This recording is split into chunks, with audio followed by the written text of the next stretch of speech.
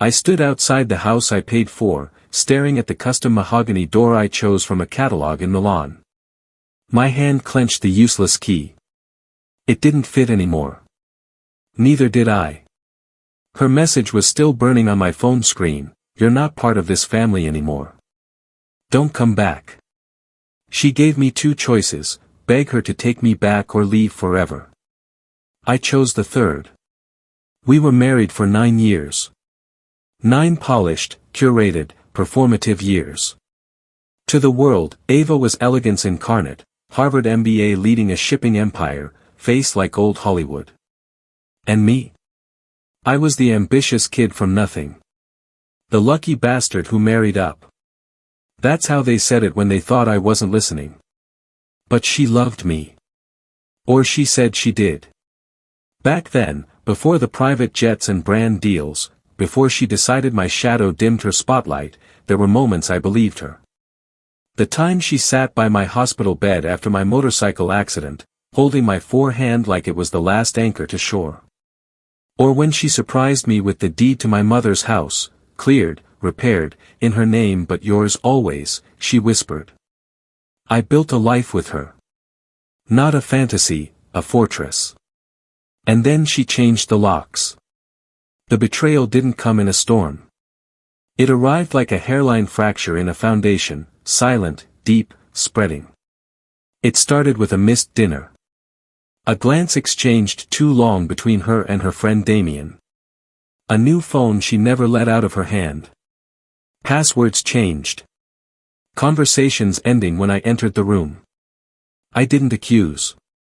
I observed. A man shouting in rage is easy to dismiss. A man taking notes. Dangerous. I installed a keylogger on her laptop. Subtle. Silent. I cloned her messages, intercepted her private calendar. She wasn't just planning to leave me. She was erasing me. Setting up shell companies to move assets. Hiring a PR firm to spin a narrative: toxic husband, emotional abuser, irreconcilable differences. Even her therapist was in on it, quoting her journals to manufacture a record, all while smiling at me across the dinner table like we were still real. She didn't want a divorce. She wanted a cleanse. So I gave her what she wanted: silence. For the next 2 weeks, I moved like a ghost. She thought I was unraveling. Truth was, I was building. I met with my own lawyer, quiet, lethal, discreet. I liquidated every joint account she'd forgotten to touch. I had receipts of every gift I gave her during the marriage. Legally reclaimable. And I had the crown jewel, screenshots of emails where she detailed to Damien how she trapped me in an emotional spiral while bleeding me out. The law likes paper. I gave it books. Next, I visited Damien. He didn't recognize me in the lobby of his office building. I introduced myself as a journalist writing an exposé on ethical breaches in tech acquisitions. The way he paled when I slid her emails across the table was worth every sleepless night. I told him nothing. I didn't have to. Men like him implode when they smell liability. 2 days after she locked me out, I vanished. Turned off my phone. Froze our business accounts. Informed her board, as co-trustee, that Ava was mentally compromised and undergoing psychological evaluation. It triggered an emergency clause in her father's will. Her assets locked, pending review. She'd made herself queen but forgot the board still had rules. I just reminded them. That same evening, she posted a picture, her on the yacht with Damien, captioned, "Unbothered." Cute. It was reposted by a gossip page. I shared it anonymously with timestamps and attached it to the timeline of asset transfers. Fraud loves a timeline. Then the email came, "We have a problem. Call immediately." From her lawyer. I didn't respond. I let them sweat. 3 hours later, she showed up at the hotel I was staying in. Somehow got past the front desk. I let her into the room. She looked thinner, not physically, but relevancy thin. The kind of panic that sets in when someone realizes the camera's no longer pointed at them. "You hacked me," she hissed. I said nothing. "You think this will hold up? I'll bury you." Still nothing. "Say something, goddammit." I finally looked up.